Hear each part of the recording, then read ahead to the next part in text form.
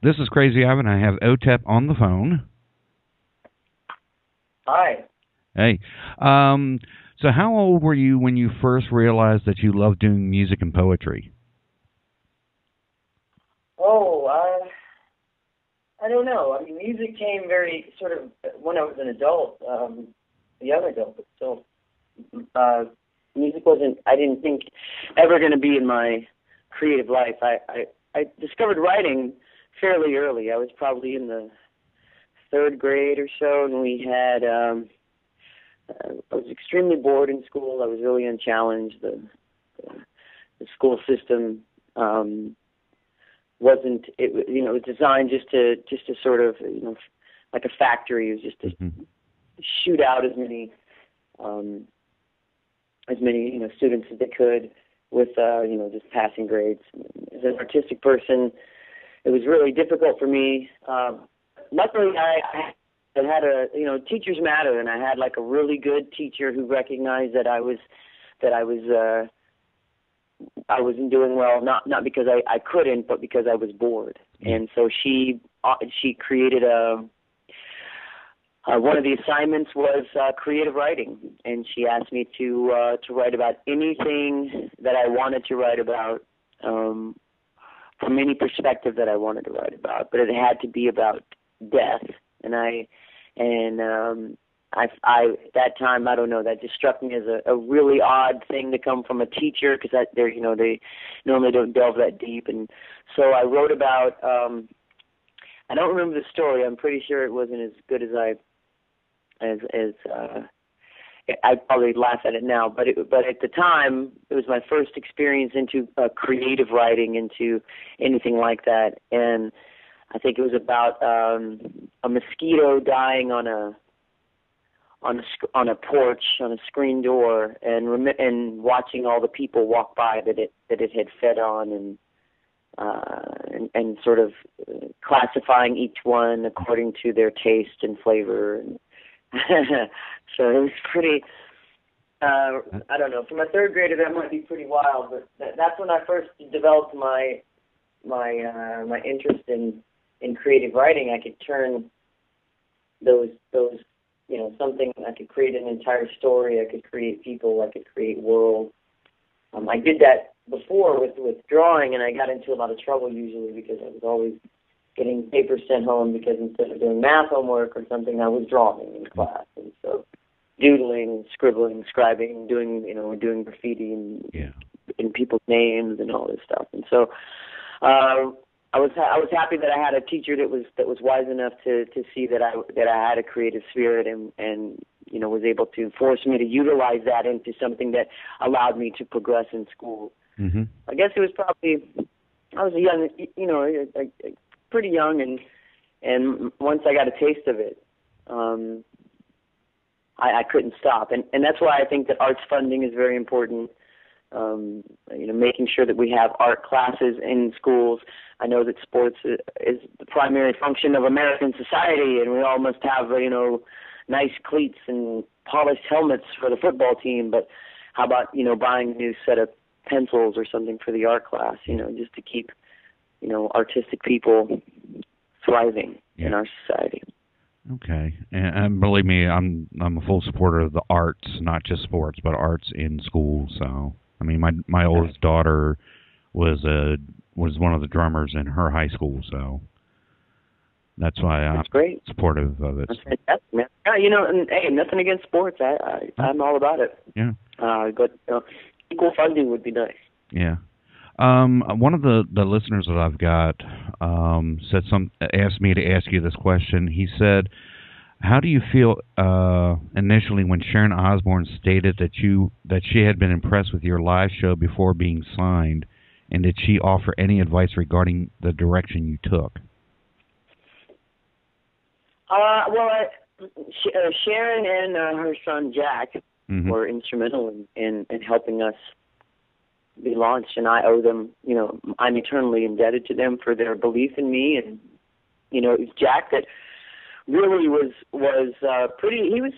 He was pretty remarkable. I mean, he was this kid who was running around the Sunset Strip. And for those people who don't live in Los Angeles, you have to understand we don't have as many bands as we have here, there's not much of a local scene, meaning that there's not, people will come see a band, but it's not like, you know, you go to Portland or something and a local band will have actual fans, you know, that'll come out, you know, almost every night to see them play, their friends of friends, and develop a little scene.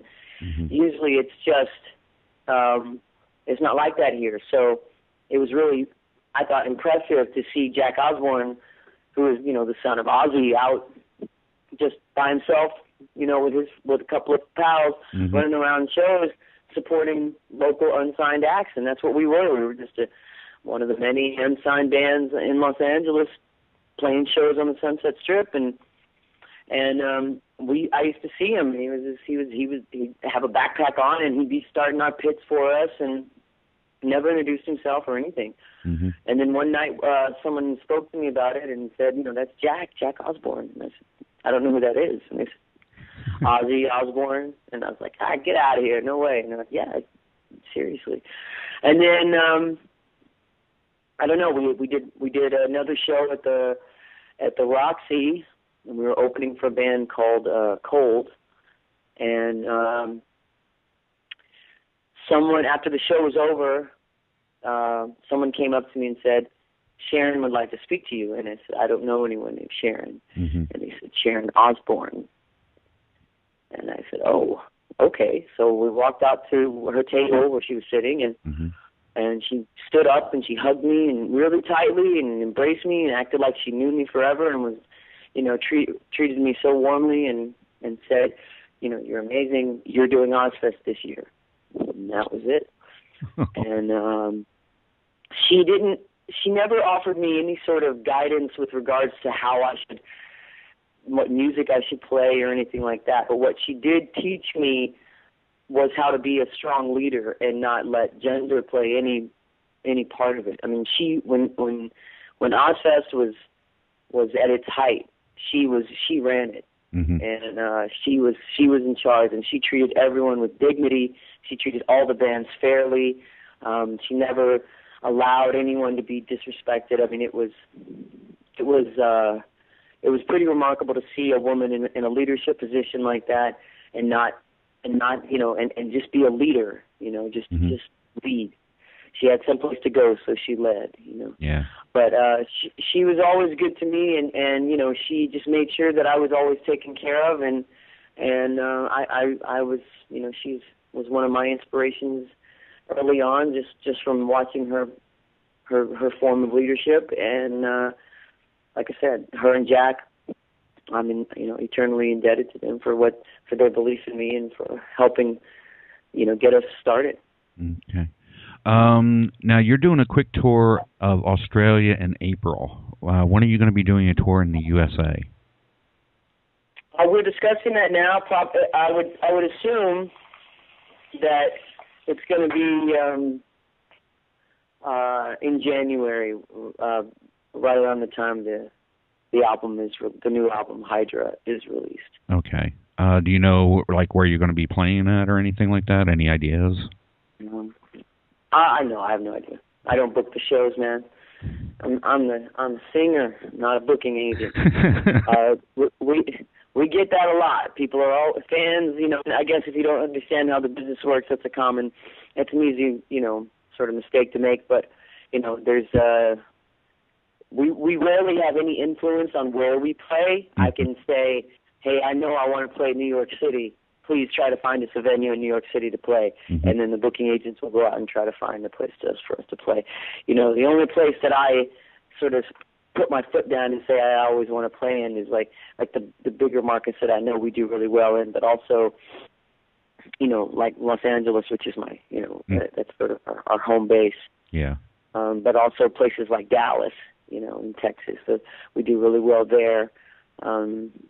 You know, sort of a home away from home for me, and, as well as Florida. A lot of places down there are home away from home for sure. Iowa, you know, really good places like that. Chicago. Mm-hmm. We always play like, you know, Joliet, and really, you know, for me, it doesn't really matter where we play, honestly, and it doesn't really matter about the venue. What matters is the crowd, okay. The audience, and I'm not talking about number of people either. I'm talking about enthusiasm. I've played in packed halls where the crowd was just, kind of lame and really not in, they've been drinking all night, and so they're all kind of blurred out. Yeah. And it's not very much fun to be up there doing that. I mean, it's great to have a packed house, but I'll take, a room that's half full with people who are, pulling their hair out and ripping their souls to pieces right in front of you and just, exploding with joy because you're there and we're singing the songs together and to have that moment, to share that with a group of human beings is pretty amazing. Yeah, well, the reason I asked that is because I know there's going to be a couple of people wondering, where, if you get to go somewhere, are you going to be asking to go to this place or that place? You played, I think it was the Ascension Tour. I actually worked backstage at the Masquerade in Atlanta at the time. Excuse me, I love it. Oh, and we love the Masquerade. We love playing there, and Atlanta's also another home away from home for us. Well, anytime you get down to Florida, every time. I was about to say is if you get down to Florida, if you play the Orlando or Tampa area, I'll probably come out and see you. So. Yeah, please come down. Because I moved down from Atlanta down to Florida, so. And Florida's one of our better places, that we enjoy to play. It's always nice to hit when you're on the road to get into Florida, just for the weather, primarily, especially in the winter, but also just because the people there just love good live music. They just love live music, and that's a wonderful, unique experience to have with folks that still love live music. Okay. Do you prefer touring or studio time more? Good question. They're two different things. It's like, do you enjoy the mountains or the beach? I mean, it's two different elements. One, the studio is a very creative place, but it's also it's like being inside of a painter's studio. I mean, there are these intense moments of creativity and just beautiful, beautiful chaos, followed by these, a long sort of calm drought of, information, studying, research, finding the path, going through the briars to find the next section, the next part, the next word, the next lyric, the next riff, the next drum beat. There's those motions, and then suddenly there's this cacophony of noise and beautiful symphonies that erupt from you. And so the studio is a beautiful place of alchemy, but it does take some time to get it done. So there's these wonderful thunderstorms, and then there's these wonderful calms, and sometimes that's fulfilling in its own way. Touring is really, it's hard physically, it's hard mentally, it's hard emotionally, just to be gone for so long all the time, to be away from your family, to be away from your friends, to be away from your home. But also, look, you get an hour and a half or so, 2 hours to perform art, to be part of something very magical, and that's fulfilling in its own way. So they both have, I think, rewards, and they both have their sort of penalties. Okay. Now Hydrant's coming out in January. How was it to write the new album? I just sort of described the process for you there, but it was pretty. It was different in many ways because it's a concept record. So, and it's about a character, about a woman named Hydra, who uses that name, Hydra. Mm-hmm. And in order to do that, I think all human beings experience a very dark self. Mm-hmm.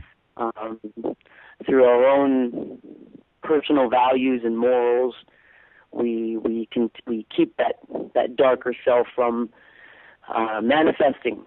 Mm-hmm. We've all seen someone we want to injure or hurt, or someone who's hurt us and we want to hurt them back, and all that. There are very few people who will physically act out and do those kinds of things, and so for me it was about allowing that darkness to take over my consciousness mm-hmm. and my psychology. And it was really a dark, dangerous, sort of uncomfortable time for me to be able to have to live as this person who, I understood her motivations for revenge, but didn't like it so much. There's a song on the record about her seeking retribution on someone who who takes great joy in hurting animals. Mm-hmm. And I've seen the videos on the internet of these fiends who find some sort of demented and fiendish pleasure in hurting animals just for their for no purpose at all, right? Yeah. And what we'd like to do to that person, instead of them just getting a slap on the wrist and a fine, or what happens, or some like 6 months in a county jail or something, and then or community service or something. What they really should get is this kind of punishment, this eye for an eye, judgment to punishment. But as we all know, Gandhi says, an eye for an eye leaves the whole world blind. Well, this is a woman. Hydra is willing to go blind. She's willing to do it. And the madness is so seductive that she just falls into it. So I did a lot of research on serial killers, on serial assassins, on mass murderers. I listened to confession tapes of Ted Bundy and of the Iceman, the serial, the mass murderer that worked for the mafia, and many others who, and they, listening to them and trying to not judge them, but to understand them was, mm-hmm. and to allow them to sort of inhabit me, to haunt me. Mm-hmm. It was very, very difficult, but it was necessary, I think, for the creation of this record. And what the end result was a very, I think, strong story. It's a chronological story, so it there's no track skipping. Otherwise, you won't understand what's going on, because it's almost like a Fibonacci sequence. Every song relates to the previous song, but also relates to the next song. Okay. So it's this beautiful spiral, this, as Nietzsche spoke about, this never-ending cycle of the same. It's this coil of creativity that spirals through the entire album, and that took a lot of focus, a lot of dedication, and I was really lucky to work with all the artists and musicians and producers that I worked with to get those things together. You quoted one of my favorite authors, Nietzsche, so. I've got 2 of his books. I just love reading them. So, on another DJ on Braingell wants to know, on future albums, are you going to do any more covers? On future albums, possibly. We thought about doing one on this record, but it just didn't seem right. Once we got into this album and creating it, it wouldn't seem like this woman should do a cover, Yeah. of anything. So this record really is more of that kind of thing. Okay. More of, like I said, it's more of a story, first person. But in the future, I could see us doing a cover. Maybe we'll do a Black Sabbath cover. Oh, that'd be good. In honor of Ozzy and the Osbournes. Yeah.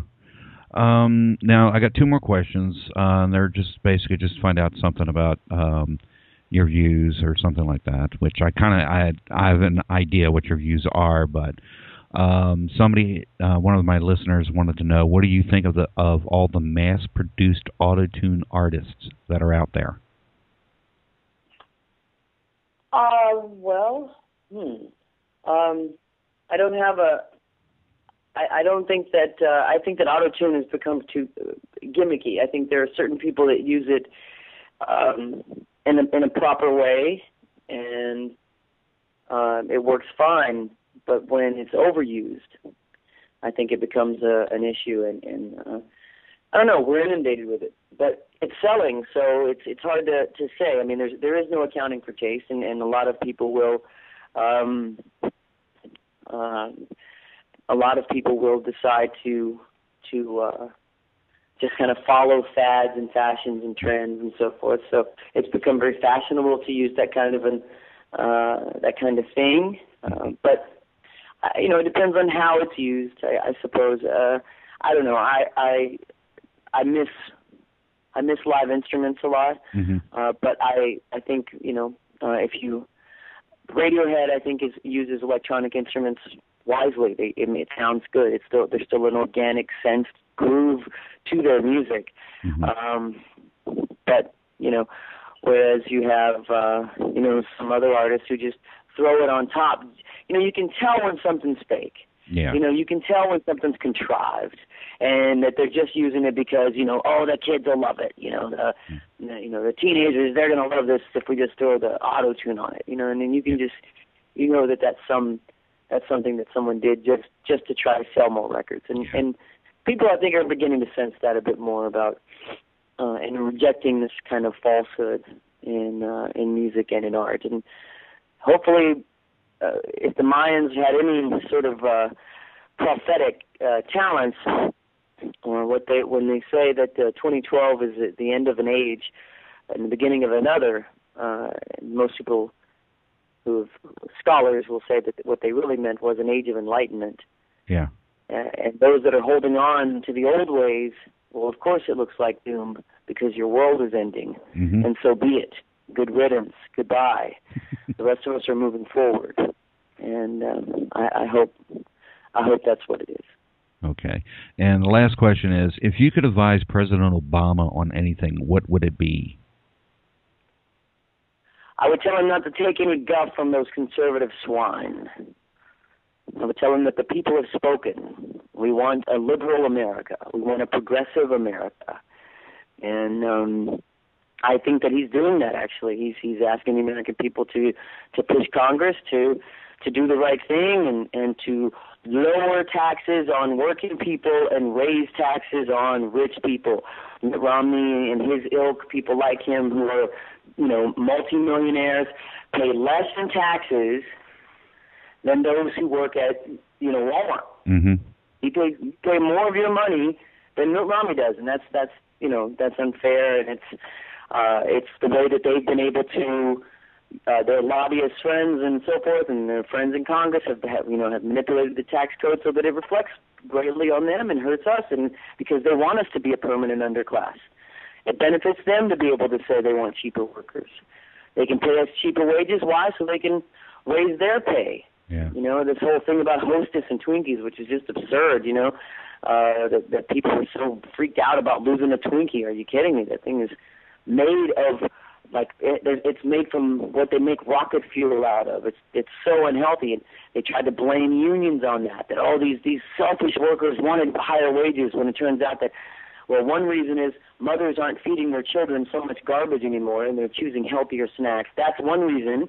So maybe if you made your sweets a little healthier, people would buy them. But also because they've gone through so many different bankruptcies in the past decade, and they've raised their CEOs' pay like 300%. Meanwhile, they've lowered the wages on the workers, on the cats that actually do the work. Yeah. Not the dude that sits behind a desk and analyzes how much money he can make and how easily he can screw his workers. Yeah. And so if I could advise President Obama on that, I would say, don't take any guff off these swine. Keep fighting the good fight, brother, because we were with you. I would tell him to end DOMA because it is unfair to same-sex couples. They have a religious restriction placed on them because that's all it is, to the Defense of Marriage Act, which was signed by President Clinton, of all people, which says the marriage is defined as man and a woman, but by who? Does it say that in the Constitution? No. Does it say that in our Declaration of War, the Declaration of Independence? No, it does not. Where does it say that? It doesn't even say it in the Bible. So it's just these folks who have decided that they would like to impose their morality on other people, and it's the same idea that we have now when we think of interracial marriages and how that was just ridiculous. That at one time there was a group of people who said that someone who was German and someone who was Irish couldn't marry. Someone who was African American and Irish American couldn't marry. Someone who was Spanish American and Irish American. I mean, it's just ridiculous. Why? I pay the same taxes as you. I should be represented the same. Isn't that the reason why we started this goddamn country? Taxation without representation. I, as a gay person, am taxed the same as a heterosexual person, yet I am not represented the same. I do not have the same rights. Yeah. So I would ask him to end DOMA, or to help fight to end DOMA, and to get that, challenged. I guess it's going up. I guess it's going to the Supreme Court anyway. But I would have him make that part of his platform. People will get behind him. People are already behind him, and I would ask him to continue to help support Democrats win back the Congress, so that we can continue to move forward with our progress towards liberty and justice for all. I mean, look, anybody that doesn't believe it was a mandate are out of their mind. Mitt Romney only won 47% of the popular vote. He'd lost the Electoral College by, a ton. I mean, it was a landslide towards President Obama. The people have spoken. Let's listen to the people, the American people, and not to the lobbyists, not to the corporations, but to the people. We want health care. We want science. We want alternative energy. We want equal rights. We want fair pay. We want arts funding. We want to protect Big Bird. So I would, right? I mean, I would tell him just to stick to his guns, man. You asked for it, and we had your back. So keep fighting a good fight. I'm I've been a big critic of him his first 4 years. Mm-hmm. And some of it I think was justified. Some of it I think was just me being frustrated, but without really looking at the bigger picture, understanding what this man was up against, truly up against. Not only did he have to come in and deal with the quagmire that is Washington, D.C., just the swamp that is Washington, D.C., and how corrupt and just lazy those people are, but also, lazy to change, and apathetic in many ways, and just so bound by their old systems and old ways, and he had to deal with that, and he had to deal with all of the failures of the Bush-Cheney regime and what they did to this country. Yeah. And then also deal with an obstructionist Republican-led Congress that said, look, our main goal, Mitch McConnell said this on camera, our main goal is to make Barack Obama one-term president. Really? Your main goal isn't to make America the strongest country in the world, to better education, to make sure that, that children who have cancer have health insurance? That's not your main goal? Your main goal is just to, how petty. You're like 60 years old? What the fuck is wrong with these people? You're a 60-year-old man, and your main goal is to defeat the first African-American, to make the first African-American president, biracial president, we should say, to be perfectly clear, to make him a one-term president? It's unbelievable. It's unbelievable. That guy should be thrown out on a fucking rail, man. And to have to have to stand against that and really try to work all these deals, and cause that's really all politics is I'll give you this for that. Mm-hmm. I think he's done a fantastic job. He's kept us safe. He killed bin Laden. He saved General Motors, the American auto industry. Cars. That should be enough for everybody, right? Hell yeah. But he's done so much in such a little time. So I really think that he's done an outstanding job, and I think the American people believe in him. They believe in the Democratic Party and the liberal values, the progressive values that he stands for, and we want more of it. So keep on keeping on, President Obama.